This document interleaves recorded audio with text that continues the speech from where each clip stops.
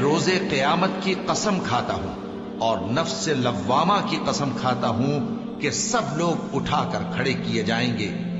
کیا انسان یہ خیال کرتا ہے کہ ہم اس کی بکھری ہوئی ہڈیاں اکٹھی نہیں کریں گے؟ ضرور کریں گے، اور ہم اس بات پر قادر ہیں کہ اس کی پور پور درست کر دیں۔ مگر انسان چاہتا ہے کہ آئندہ بھی خود سری کرتا چلا جائے، پوچھتا ہے کہ قیامت کا دن کب ہوگا۔ سو جب آنکھیں چندھیا جائیں اور چاند گہنا جائے اور سورج اور چاند جمع کر دیے جائیں، اس دن انسان کہے گا کہ کہاں ہے بھاگنے کی جگہ؟ کہیں نہیں، کوئی جائے پناہ نہیں۔ اس روز تمہارے پروردگار ہی کے پاس تمہیں جا ٹھہرنا ہے۔ اس دن انسان کو جو عمل اس نے آگے بھیجے اور جو پیچھے چھوڑے ہوں گے سب بتا دیے جائیں گے۔ بلکہ انسان آپ اپنا گواہ ہے، اگرچہ عذر و معذرت کرتا رہے۔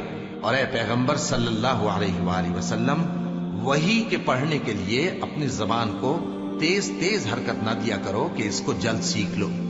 اس کا جمع کرنا اور پڑھانا ہمارے ذمے ہے۔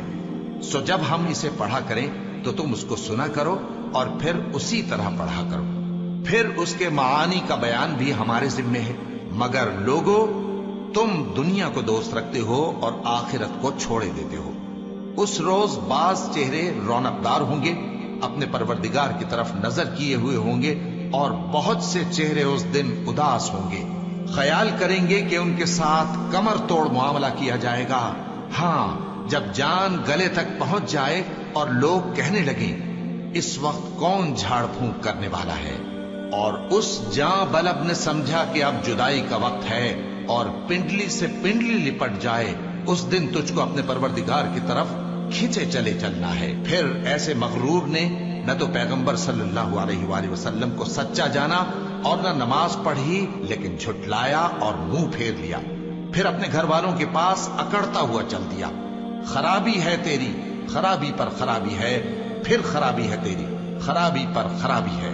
کیا انسان یہ خیال کرتا ہے کہ اسے یوں ہی چھوڑ دیا جائے گا؟ کیا وہ منی کا جو ٹپکائی جاتی ہے ایک قطرہ نہ تھا، پھر لوتھڑا ہوا، پھر اللہ نے اس کو بنایا، سو اس کے اعضاء کو درست کیا، پھر اس کی دو قسمیں بنائیں، مرد اور عورت۔ کیا اس کو اس بات پر قدرت نہیں کہ مردوں کو زندہ کر دے؟